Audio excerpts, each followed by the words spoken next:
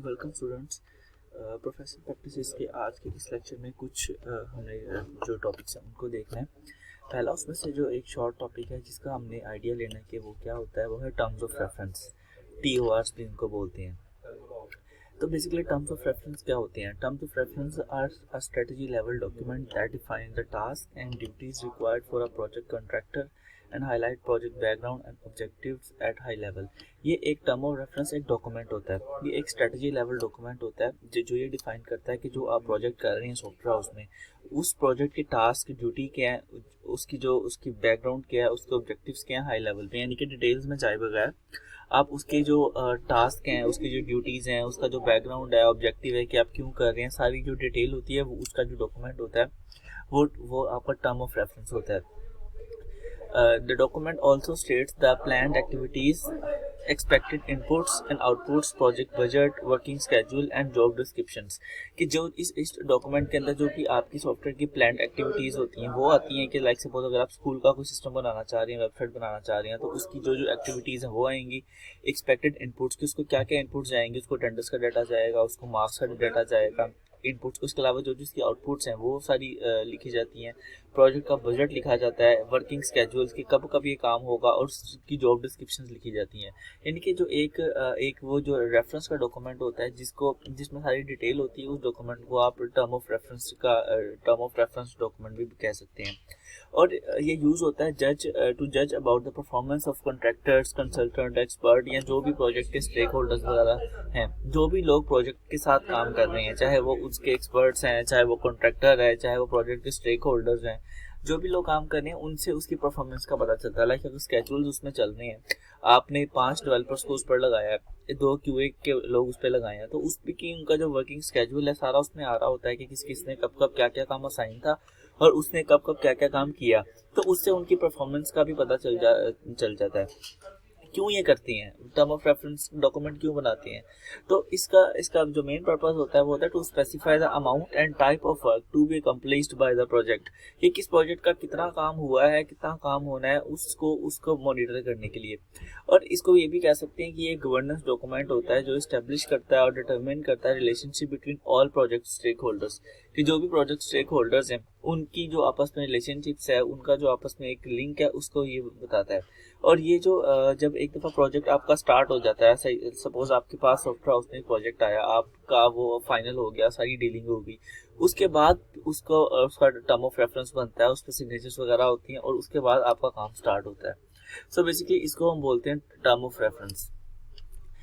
दूसरा जो हमारे पास टॉपिक आता है वो आता है कोड ऑफ कंडक्ट। ये थोड़ा सा डिटेल्ड है। इसके बाद जो नेक्स्ट टॉपिक है मिस यूज ऑफ कंप्यूटर, वो भी थोड़ा डिटेल्ड है। कोड ऑफ कंडक्ट, पहली बात है कंडक्ट क्या होता है। कोई भी पर्सन जिस तरह से किसी भी पर्टिकुलर प्लेस या सिचुएशन पे बिहेव करता है वो उसका कंडक्ट होता है।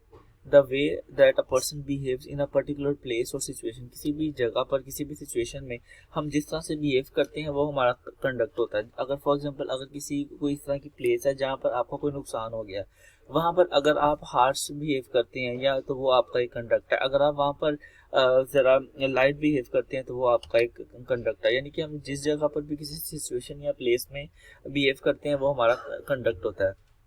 इसी तरह से कोड ऑफ कंडक्ट लिखे जाते हैं बिजनेस में।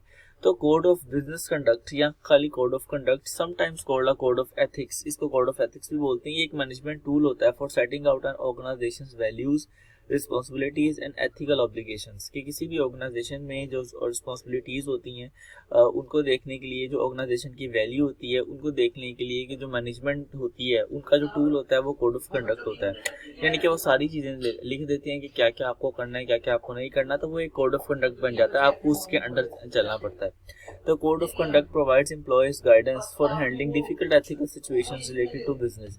और इसके अंदर सारी असल में डिटेल होती है कि आपने किस जगह पर किस तरह से एक्ट करना है। फॉर एग्जांपल जैसे कि ये पॉइंट है कि इसके अंदर आप एम्प्लॉयज़ को गाइडेंस मिलती है कि अगर कहीं पर डिफरेंट एथिकल सिचुएशन आ जाती है तो उन्होंने क्या करना है। सपोज फॉर एग्जांपल आप किसी कंपनी में काम कर रहे हैं और उस कंपनी में ये रूल है कि आप किसी को अब्यूज़ नहीं कर सकते, चाहे कुछ भी हो, किसी भी तरह की सिचुएशन हो, आप उसको अब्यूज़ नहीं कर सकते। अब आपके पास कोई सिचुएशन ऐसी आई है जहाँ पर आपको फॉर एग्जांपल बहुत ज़्यादा तंग किया जा रहा है या बहुत ज़्यादा आपको प्रेशराइज किया जा रहा है बिला वजह और आप राइट पर हैं।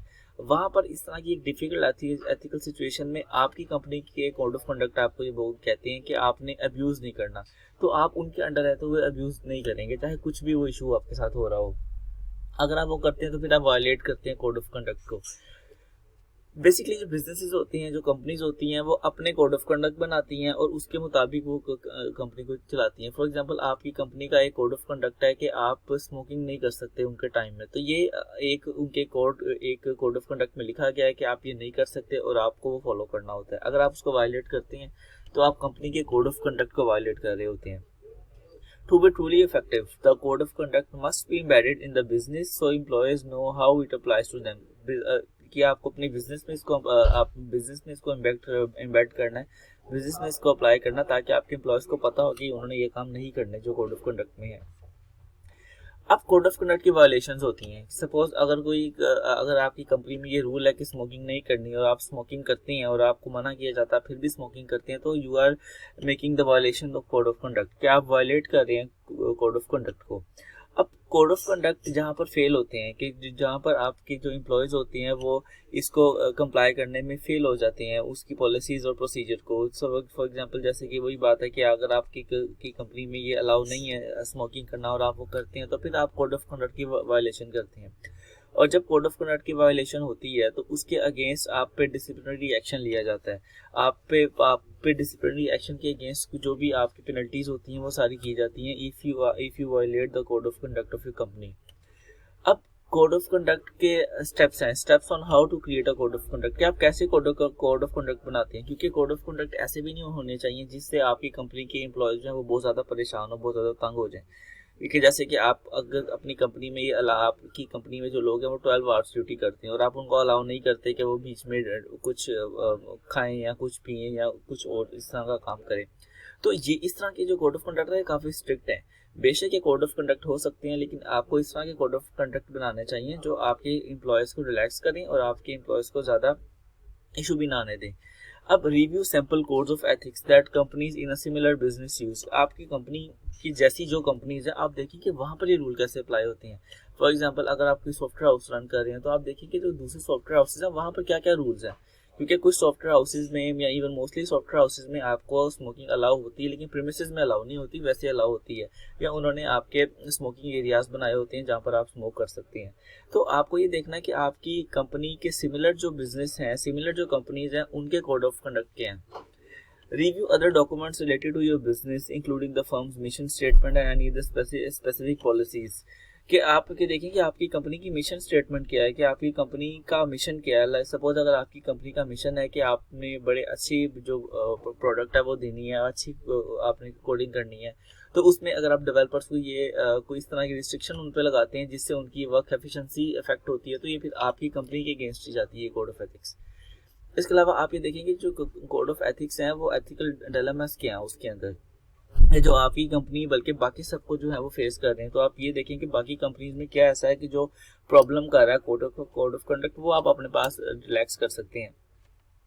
अब इसमें कुछ रिस्पॉन्सिबिलिटीज एचआरस की होती हैं, क्योंकि जो एचआरस होते हैं, जो आपकी इस्टेब्लिश्ड कंपनीज होती हैं, जो आपकी बड़ी कंपनीज होती है, वहाँ पर एचआरस की बहुत सारी ड्यूटीज़ होती हैं। एचआर का काम सिर्फ ये नहीं होता कि उन्होंने हायरिंग करनी है, बल्कि उन्होंने एम्प्लॉय को लेके चलना होता है, उनकी बेहतरी के लिए उनके लिए काम करना होता है। और जो कोड ऑफ एथिक्स बनते हैं तो उसमें बहुत ज़्यादा रोल एचआरस का भी होता है। अच्छा, these professionals must adhere to the highest standard of personal and professional conduct, of faithfully carry out the responsibilities, gain the respect of management and employees, and ensure the company is in compliance with federal and state employment law. इन्होंने देखना होता है कि आपकी company में सारे वो काम हो रहे हों जो किसी भी तरह से रूल्स को वायलेट ना करते हों, चाहे वो आपकी कंपनी के अपने रूल्स हों, चाहे आपके गवर्नमेंट के रूल्स हों। They should carry their responsibilities with accountability, fairness, integrity and professional development. क्योंकि एचआर का काम ही मेन ये होता है कि उन्होंने रिपोर्टिंग करनी होती है, तो वहाँ पर वो अकाउंटेबल भी होते हैं, उनको फेयर होना चाहिए, अपनी जो पोस्ट है उसकी इंटेग्रिटी का ख्याल रखना चाहिए और उनको प्रोफेशनल होना चाहिए। लाइक किसी से पर्सनल नहीं होना चाहिए या किसी को उनको ज़्यादा फेवर नहीं देनी चाहिए। HR should clearly communicate expectations through orientations, HR should give employees copies और access to COC, code of conduct की जो कॉपीज है वो एम्प्लॉयज वगैरह को होनी चाहिए। लाइक आपने एक कोड ऑफ कंडक्ट बनाया और एम्प्लॉयज को पता ही नहीं है कि वो आपके वो रूल, आपकी कंपनी का वो रूल है, और अगर वो वायलेट करता है तो उस पर वो भी चीज़ आप उसको ये नहीं कह सकते कि आपने ये क्यों किया, क्योंकि वो उसको पता नहीं था। सो HR को जब भी कोड ऑफ कंडक्ट होते हैं, HR को वो आप एम्प्लॉयज़ को देने चाहिए। और नॉर्मली जो बड़ी कंपनीज है वहाँ पर जब भी आपकी हायरिंग होती है तो आपको एक बुकलेट दी जाती है, उस पर सारे उनके कोड ऑफ कंडक्ट मेंशन्ड होते हैं। अब अगर तो वायलेशन होती है, अगर तो कोड ऑफ कंडक्ट की वायलेशन होती है तो फिर HR की क्या रिस्पॉन्सिबिलिटीज आती हैं इसके अंदर। तो HR की जो रिस्पॉन्सिबिलिटीज हैं वो है पहली इन्वेस्टिगेट करना, to give quick response, to base actions on code of conduct guidelines, to give sanctions to the violations. अब कैसे ये जो factors that will affect decisions की जो डिसीजन होती हैं वो कौन से फैक्टर्स होते हैं जो इफेक्ट करते हैं। उसमें पहला है कि the seriousness of the offence and relationship to the employee duties, कि अगर किसी ने कोई रूल वायलेट किया तो आप देखते हैं कि उस ऑफेंस की सीरियसनेस क्या है। अगर वो कोई छोटा सा ऑफेंस है तो आप उसको जो है इग्नोर भी कर सकते हैं। अगर कोई सीरियस ऑफेंस है तो आपको उसको सीरियसली देखना होता है। तो seriousness of offence and relationship to the employee duties, कि आप देखें कि जो एम्प्लॉयर की ड्यूटीज है उसका क्या रिलेशन। लाइक एक एम्प्लॉय बहुत ज़्यादा काम कर रहा है आपके पास और उसने कोई छोटा सा ऑफेंस किया, सपोज वो 2-4 दिन लेट आया, तो ये वो ऑफेंस है जो कि इग्नोरेबल हो सकता है। The employees position and level of responsibility, आप ये देखते हैं कि उस एम्प्लॉय की पोजीशन और लेवल क्या है। सपोज एक मैनेजर है, अब मैनेजर को अगर किसी तरह से ये अलाउ है कि वो किसी कंपनी के काम से लेट आ सकता है, और अगर वो लेट आता है तो फिर उस पर वो चीज़ उस तरह से अप्लाई नहीं होती जिस तरह से आम जो एम्प्लॉयज़ हैं उन पर अप्लाई होती है। एम्प्लॉयज़ पास डिसिप्लिनरी रिकॉर्ड, अगर कोई एम्प्लॉय वायलेट करता है, वायलेशन करता है, तो आप ये देखेंगे उसका पास डिसिप्लिनरी रिकॉर्ड क्या है। कि अगर उसने पास, उसका कोई इशू नहीं है, सपोज वो टाइम पे आता रहा है, उसने कोई इसका इशू भी उसका कंपनी में नहीं हुआ, और अगर वो 2-3 दिन से लेट आ रहा है, इसकी वो कोड ऑफ कंडक्ट को वायलेट कर रहा है, तो ये भी इग्नोरेबल बात हो सकती है। The employees pass work record and years of service, ये देखा जाता है कि एम्प्लॉय का पुराना काम कितना और कितने साल से वो आपके पास है, यानी कि सीनियरिटी को देखा जाता है। The effect of the offence on supervisor's confidence in the employee, ये भी देखा जाता है कि जो सुपरवाइजर है यानी जो टीम लीडर, उसका एम्प्लॉय में कॉन्फिडेंस कितना है। अगर वो उसका एक कोई अच्छा काम करने वाला बंदा है तो उसको भी इग्नोर कर सकते हैं। The consistency of the penalty with impose on the employees, के पेनल्टी की कंसिस्टेंसी भी आप देख सकते हैं। The clarity with which the employees was placed on notice, ये देखें कि जो एम्प्लॉयज हैं उसकी क्लैरिटी आप ले सकते हैं। The potential of the rehabilitation, ये ले सकते हैं। एनी मिटिगेटिंग सर्कमस्टांसेस, कोई भी ऐसे सर्कमस्टांसेस ले सकते हैं जो आपको लगे कि वाकई कुछ सीरियस सर्कमस्टांस था, उसमें भी आप उसको जो है वो रिलैक्सेशन दे सकते हैं। अब जब डिसिप्लिनरी एक्शन होता है तो उसकी क्या क्या पेनल्टीज होती हैं। आप पहले ही तो उसमें आप वर्बल वार्निंग देते हैं कि डिसिप्लिनरी जो मैयर होते हैं वो ये होता है कि आप सबसे पहले उसको वर्बल वार्निंग देते हैं कि अगर कोई बंदा लेट आ रहा है सपोज, तो आप उसको वैसे बुला के कह सकते हैं कि आप लेट आ रहे हैं तो आप टाइम पे आएँ, ये आप कंपनी की पॉलिसीज को वायलेट कर रहे हैं। उसके बाद रिटर्न वार्निंग, कि अगर वर्बल पे भी बात नहीं होती है, आप डायरेक्ट रिटर्न पे जाते हैं तो आप उनको उसको एक रिटर्न नोटिस दे सकते हैं। उसको हम नॉर्मली जो कंपनीज है उसकी लैंग्वेज में एक्सप्लेनेशन लेटर बोलते हैं। आप उसको एक्सप्लेनेशन लेटर दे सकते हैं कि आप लेट आ रहे हैं तो आप इसकी अपनी पोजीशन बताएं, और आप उसको वार्निंग देते हैं कि आपने आइंदा ये नहीं करना। अगर कोई इस तरह की मिस्टेक है, कोई इस तरह का ऑफेंस है जो कि आप कंपनी में बियर नहीं कर सकते, तो फिर आप उसकी सस्पेंशन कर सकते हैं कुछ टाइम के लिए। सपोज आप उसको 1 महीने के लिए या 2 महीने के लिए सस्पेंड कर सकते हैं। और अगर बहुत ही कोई सीरियस ऑफेंस है तो आपके पास टर्मिनेशन का ऑप्शन भी होता है कि अगर किसी कंपनी में किसी एम्प्लॉय ने आपका डाटा जानबूझ के सारा डिलीट कर दिया किसी भी ग्रज की वजह से, तो उसको फिर आप टर्मिनेशन में भी लेके जा सकते हैं। तो ये वो चीज़ें हैं जो प्रोग्रेसिव डिसिप्लिन में आती हैं कि आप ये उनको पेनल्टीज हैं जो वो दे सकते हैं। तो ये वो कुछ चीज़ें थी जो आपके कोड ऑफ कंडक्ट में आती हैं। इनको हमने देखना होता है कि कंपनी के अंदर हम जो कंपनी के कोड ऑफ कंडक्ट हैं हमें उसको फॉलो करना चाहिए। उसके बाद हमारे पास एक नेक्स्ट टॉपिक आता है, वो है miss use of computer. Miss use of computer में हमें तो पहले ये देखना है कि कंप्यूटर की इंपॉर्टेंस क्या है। हम सबको पता है कि कंप्यूटर की इंपॉर्टेंस क्या है, बहुत अच्छी तरह से पता है कि हमारी जो एवरीडे लाइफ का एक्सटेंडल पार्ट बन चुका है कंप्यूटर। आप जिस भी शॉप पे जाते हैं, कहीं पे भी अगर आप जाएं, अब तो हर दुकान वालों ने जो या हर जो शॉपिंग मॉल वालों का जो सिस्टम है POS वो कंप्यूटराइज्ड है। इसके अलावा और भी जो बाकी मामला हैं सारे सारे कंप्यूटर बेस्ड चलते हैं, लाइक रिकॉर्ड रखना, परचेज आइटम, चेक बुक्स की जो है बैलेंस, एंटरटेनमेंट की चीज़ें, ये सारी चीज़ें हैं हमारी कंप्यूटर पे। इंफॉर्मेशन बहुत बहुत तेज़ी से कंप्यूटराइज्ड हो रही है, जो सारे प्रोसेस कभी मैनुअल हुआ करते थे वो सारे के सारे कंप्यूटराइज्ड हो रहे हैं, इसलिए हमें पता है कि कंप्यूटर की अहमियत कितनी ज़्यादा है। अब जहाँ पे आपकी एक कंप्यूटर की इंपॉर्टेंस होती है, किसी भी चीज़ की इंपॉर्टेंस होती है, वहाँ पर उसका मिसयूज़ भी होता है, मिसयूज़ के भी आप चांसेस होते हैं। जैसे कि आपके बिजनेसेस हैं, गवर्नमेंट है, एकेडमिक इंस्टीट्यूशंस हैं, वो सारे के सारे आपके इंटरनेट पे जा रही हैं, जैसे कि क्लासेस फिजिकल की बजाय अब ऑनलाइन हो रही हैं, यानी कि सारी चीज़ें जो है वो कंप्यूटराइज्ड हो रही हैं, डिजिटलाइज हो रही हैं। अब वहाँ पर होता है ये कि जब सारी चीज़ें कंप्यूटराइज्ड होती हैं तो वहाँ पर फिर जो हैकर्स होते हैं या जो इस तरह के लोग होते हैं वो उनका भी काम होता है, वो उनका भी एक चीज़, उनको एक प्लेटफॉर्म मिल जाता है अपनी चीज़ों की प्रैक्टिस करने का। अब हैकिंग एक बड़ा प्रोमिनेंट चीज़ है, एक प्रोमिनेंट इशू है दुनिया का, और ये सबसे पहले राइज हुआ था 1980s में। 1980s में जब इंटरनेट वॉर्म आया, मतलब कि एक बग था, उस बग से काफ़ी ज़्यादा प्रॉब्लम आई, और उस प्रॉब्लम से जो लॉ इन्फोर्समेंट एजेंसीज थी उन्होंने इसको देखा कि इस तरह की चीज़ें भी हो सकती हैं कंप्यूटर में जो उसको नुकसान पहुंचाएं, कंप्यूटर के फ़ायदे के साथ उसका नुकसान भी दें। क्योंकि जो हैकर्स होती हैं वो आपके सिस्टम को फिजिकली डैमेज नहीं करते, वो आके आपके लैपटॉप को तोड़ते नहीं है, वो आके आपकी हार्ड डिस्क को तोड़ते नहीं है, यानी कि वो फिजिकल डैमेज नहीं करते, लेकिन वो जो डैमेज करते हैं वो फिजिकल डैमेज से बहुत ज़्यादा नुकसानदेह होता है। अब कुछ एग्जांपल्स हैं मिस यूज़ की, जैसे कि अगर हम जो चीज़ें समझते हैं कि कंप्यूटर का मिसयूज़ ये है कि कंप्यूटर पे ऐसी चीज़ें देखना जो कि अलाउ नहीं है, या कंप्यूटर पे को बहुत ज़्यादा इंटरनेट पर्पस, अपनी एंटरटेनमेंट पर्पस के लिए यूज़ करना, मूवीज़ देखना, इस तरह की चीज़ें जिससे टाइम वेस्ट होता है। लेकिन सिर्फ ये नहीं है, बहुत सारी चीज़ें हैं जो कि बाय रूल मिस यूज़ के अंडर आती हैं। जैसे कि अगर कोई बंदा किसी भी दूसरे बंदे का फेक सोशल मीडिया अकाउंट बनाता है, किसी और का फेसबुक अकाउंट बनाता है, तो वो उसको कंप्यूटर अब्यूज़ के अंडर आता है वो, और कंप्यूटर अब्यूज़ जो है वो कंप्यूटर मिसयूज़ ही होता है। अब अगर सोशल मीडिया की अगर आप सर्विस लें, सपोज जब आप किसी भी जगह पर फेसबुक या ट्विटर वगैरह का अकाउंट बनाते हैं तो वहाँ पर नीचे अकाउंट क्रिएट करते वक्त टर्म्स एंड कंडीशंस होती हैं जो इसको टिक करना होता है, उसके बाद आगे अकाउंट क्रिएट होता है। अगर को टर्म्स ऑफ कंडीशंस को कभी हम पढ़ें तो उसके अंदर ये लिखा होता है कि आप किसी भी बंदे का की आइडेंटिटी का डुप्लीकेट अकाउंट खुद से नहीं बना सकते। ऑल्दो ये रिस्ट्रिक्टेड नहीं है, फेसबुक पे आप कुछ भी बना सकते हैं किसी भी नाम से, लेकिन उनके रूल के अकॉर्डिंग जो उन्होंने लिखा होता है, जो आपने एग्री भी किया होता है कि ये अलाउ नहीं है। अगर तो ये काम होता है तो जो computer fraud and abuse act है, CFAA, उसके अंडर आप पे कार्रवाई हो सकती है, आप प्रोसिक्यूटेड हो सकते हैं उसके अंदर, क्योंकि ये अलाउ नहीं होता।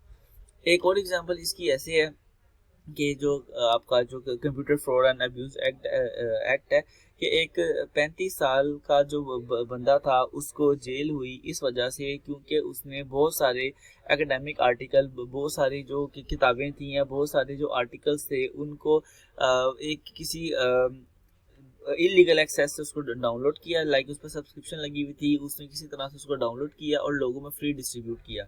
इस वजह से उसको 35 साल के बंदे को जेल हुई थी। जैसे कि हम लोग यूज़ करते हैं, हम भी नॉर्मली ये काम कर रहे होते हैं कि किसी का भी डॉक्यूमेंट उसके परमिशन के बगैर, जिसकी सब्सक्रिप्शन हो क्रैक वगैरह से वो डाउनलोड कर रहे होते हैं। तो ये चीज़ जो होती है ये एक रूल के अगेंस्ट होती है, जो हम कंप्यूटर अब्यूज़ में ले सकते हैं। अब किन किन तरीकों से कंप्यूटर हमें हार्म कर सकता है, किन किन तरीकों से कंप्यूटर हमें नुकसान दे सकता है। पहला है कि करियर एंड सोशल नेटवर्किंग। अब की करियर नेटवर्किंग वेबसाइट जो होती है वो प्रोफेशनल को अलाउ करती है कि वो अपनी प्रोफाइल पोस्ट करें और अपना एक्सपीरियंस वगैरह दें। जैसे कि अगर लिंक्डइन वगैरह, ये इन चीज़ों से आप जो है अपना इंफॉर्मेशन, अपनी जो करियर है उसकी डिटेल शेयर करते हैं, और सोशल नेटवर्किंग वेबसाइट्स है उनसे अपनी आप डिटेल शेयर कर सकते हैं। अब इसमें ये होता है कि ये चीज़ें जो होती हैं वो आपकी मिसयूज़ भी हो सकती हैं। सपोज अगर आपने कहीं पे पिक्चर लगाई है तो वो पिक्चर आपकी मिसयूज़ हो सकती है। आपने कहीं पे ऐसी इन्फॉर्मेशन दी है जो कि इन्फॉर्मेशन किसी के लिए हेल्पफुल थी, आपको डैमेज करने में, तो वो आपका इशू क्रिएट कर सकती है। कंप्यूटर हमें एंटरटेनमेंट के लिए भी बहुत ज़्यादा हार्म करता है। जैसे कि बहुत ज़्यादा लोग होते हैं कि जो बहुत ज़्यादा टाइम स्पेंड करते हैं ऑनलाइन गेमिंग में और या फिर मूवीज़ में, तो उनसे उनका नुकसान होता है, उनका हार्म होता है। इसके अलावा आप जो किसी जो मूवीज़ हैं या जो आपकी गेम्स हैं वो आप फ्री डाउनलोड भी कहीं से करते हैं जो कि अलाउ नहीं होती हैं, तो ये भी एक हार्म आपको करता है। साइबर क्राइम एक वाइट कॉलर क्राइम है जिसमें जो कंप्यूटर का मिसयूज़ बहुत ज़्यादा होता है कि जो आपकी हैकिंग होती है, फ्रॉड होता है, मनी लॉन्ड्रिंग होती है। ये जो भी इस तरह के काम आपके होते हैं या आप किसी का बैंक अकाउंट या जो क्रेडिट कार्ड की हिस्ट्री है वो अगर आप किसी की चुराते हैं ऑनलाइन और उसको यूज़ करते हैं, तो ये साइबर क्राइम में आता है। जो क्राइम आप इंटरनेट पे करते हैं वो साइबर क्राइम में आता है। इसके बाद होता है साइबर बुलिंग। अब किसी को भी हरास करना, किसी को डेथ थ्रेट देना, किसी को असॉल्ट करना, किसी को किसी और तरह के थ्रेट देना, ये जो भी काम आप किसी को डराते धमकाते हैं ऑनलाइन, किसी सोशल मीडिया साइट पे, व्हाट्सएप पे, किसी भी ऑनलाइन वे में, जब भी आप किसी को कोई थ्रेट देते हैं, किसी को कोई डराते धमकाते हैं, तो वो आपकी साइबर बुलिंग में आता है, which is again misuse of computer. किस किस तरह के मिसयूज़ हो सकते हैं? हैकिंग हो सकती है कि अगर आपके नेटवर्क के अंदर कोई बंदा आके आपकी चीज़ों को हैक कर सकता है, पासवर्ड हैक कर सकता है, सिक्योरिटी ब्रीच कर सकता है, आपके सिस्टम में कोई बंदा वायरस एंटर कर सकता है जिससे आपके जो नुकसान है वो हो सकता है, आपकी फाइल्स करप्ट हो सकती हैं, आपकी हार्ड डिस्क डैमेज हो सकती है या आपका दूसरा जो डाटा है वो लीक भी हो सकता है। Data misuse and unauthorised transfer और कॉपिंग, कि आपका जो डाटा अगर आपने नेट पे दिया है उसका मिसयूज हो सकता है, उसका अनऑथराइज ट्रांसफर या कॉपी हो सकती है कि अगर किसी ने कोई चीज़ ऐसी दी है जो सिर्फ उसकी पर्सनल है, उसने कोई बुक लिखी है, कोई नोवेल लिखा है, जो उसने कहा है कि उसकी परमिशन के बगैर आप कॉपी नहीं कर सकते, लेकिन अगर आप कॉपी करते हैं, ट्रांसफ़र करते हैं अनऑथराइज, तो उसमें भी आपका मिसयूज होता है। इसके अलावा कॉपिंग and distributing copyrighted software, music, films, अगर कोई भी सॉफ्टवेयर कॉपीराइटेड है, कोई फिल्म कॉपीराइटेड है, कोई म्यूजिक कॉपीराइट है और अगर आप उसको उसकी होल्डर की परमिशन के बगैर यूज़ करते हैं, कॉपी करते हैं, डिस्ट्रीब्यूट करते हैं, so you are again making a misuse of computer. Email और चैट रूम अब्यूज़, ईमेल पे आप किसी को गालियाँ देते हैं, कोई अब्यूज़ करते हैं, थ्रेट करते हैं, या चैट रूम पहले कभी होते थे जो याहू के चैट रूम्स होते थे या बाकी दूसरे चैट रूम्स भी होते हैं। अक्सर अब यूट्यूब में अगर कोई लाइव वीडियो चल रही हो तो उसके साइड पर एक चैट बॉक्स, चैट रूम चल रहा होता है। वहाँ पर अगर आप किसी को कोई इलीगल सेल करें, स्पैम करें, किसी को थ्रेट करें, तो वो भी आपका कंप्यूटर मिसयूज़ में आता है। आइडेंटिटी एंड फाइनेंशियल अब्यूज़, आप किसी के क्रेडिट कार्ड नंबर को स्टील कर लें, क्रेडिट कार्ड नंबर को अनऑथराइज यूज़ करें, आप किसी की आइडेंटिटी को यूज़ करें, तो वहाँ पर भी आप कंप्यूटर मिसयूज़ कर रहे होते हैं। अब इसके लिए क्या क्या जो है वो स्टेप्स लिए गए हैं कि ये मिसयूज़ तो होता है, तो सारी बात है, जब भी कोई गलत चीज़ होती है तो उसके अगेंस्ट एक लॉ बनता है जिसके अंडर भी उसका सारा जो होता है कार्रवाई होती है। उसके लिए 1990 में का एक एक्ट है जो कि पार्लियामेंट से पास हुआ था, वो उसका नाम है द कंप्यूटर मिसयूज एक्ट। अब ये क्या कहता है वो देखते हैं। Accessing computer material without permission, looking at someone else file, कि किसी के मटेरियल को उसकी परमिशन के बगैर देखना, ये आपका एक क्राइम होता है। किसी की भी मटेरियल को, किसी की भी डेटा को इस नीयत से देखना कि आप उससे कोई क्रिमिनल एक्ट करेंगे, ये भी आपका एक इस एक्ट के अंदर एक होता है कि आप ये नहीं कर सकते, ये एक ऑफेंस होता है। इसके अलावा altering computer data without permission, किसी की परमिशन के बगैर किसी का डाटा आप चेंज कर देते हैं। सपोज आपको किसी का लैपटॉप खुला मिल जाता है, आप उसमें उसका डाटा फाइल कोई ओपन, आप उसको चेंज कर देते हैं चीज़ें, तो ये भी आप एक ऑफेंस कर रहे होते हैं। उसके बाद दूसरा जो एक्ट होता है वो डाटा प्रोटेक्शन एक्ट है। डाटा प्रोटेक्शन एक्ट जो होता है इंट्रोड्यूस हुआ था टू रेगुलेट पर्सनल डाटा, आपके पर्सनल डाटा को रेगुलेट करने के लिए यूज़ हुआ था कि आपके पर्सनल डाटा को कोई मिसयूज़ ना करे। लेकिन ये कॉमनली चीज़ें होती भी हैं, हो भी रही हैं कि आप इंटरनेट पे डाटा देते हैं, उसको लोग चेंज करके आगे भेजते हैं या उसकी बेस पे आपकी पर्सनल इन्फॉर्मेशन लीक कर लेते हैं। फिर आता कॉपीराइट लॉ, कि अगर आपने इंटरनेट पे कोई चीज़ डाली है जो कि आपकी अपनी इंटेलेक्चुअल प्रॉपर्टी है, तो किसी को ये राइट नहीं होता कि वो आपकी इस इंटेलेक्चुअल प्रॉपर्टी को अपने किसी काम के अंदर यूज़ करें या अपने किसी प्रोडक्ट में या अपनी किसी चीज़ में इसको यूज़ करें। तो अगर आप ये काम करते हैं तो उसमें भी आपका कॉपीराइट जो लॉ होता है वो एक्ट हो रहा होता है। चैट रूम्स के क्लोज होने की एक बहुत बड़ी वजह ये है क्योंकि चैट रूम में बहुत ज़्यादा वायरसेस स्प्रेड किए जाते थे, अब्यूज़ किया जाता था, जहाँ पे वो हर एज के लोग होते थे, तो उस वजह से जो आपके चैट रूम्स होते हैं उनको क्लोज किया गया था। ईमेल स्पैमिंग, ईमेल स्पैमिंग भी आप कर सकते हैं, जैसे कि अगर आप ईमेल्स पे अगर आपको स्पैम ईमेल आती है, हम भी अक्सर देखते हैं कि अगर कभी हम अपनी ईमेल का स्पैम फोल्डर ओपन करें तो बहुत सारी ईमेल्स ऐसी होती हैं जो कि इलीगल होती हैं, अनएथिकल होती हैं, तो वो आपकी ईमेल स्पैमिंग होती है। ईमेल स्पैमिंग को भी आप रिड्यूस कर सकते हैं। पहली बात कि आप उन ईमेल्स को ओपन ना करें। सेकंड, अगर आप ओपन करते हैं तो उनका आप रिस्पॉन्स ना करें।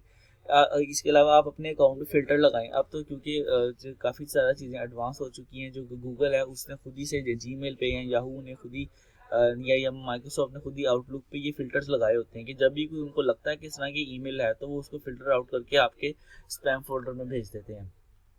और अगर कोई स्पैमर मिलता है तो उसकी आईएसपी को आप रिपोर्ट करें ताकि उसकी ईमेल को ब्लैकलिस्ट किया जाए, या आप उसको जो गवर्नमेंट के पास लॉ हैं उनको, उन पे भी आप उसको कर सकते हैं कि इस बंदे ने कोई स्पैम ईमेल किया, आप रिपोर्ट कर सकते हैं उसको।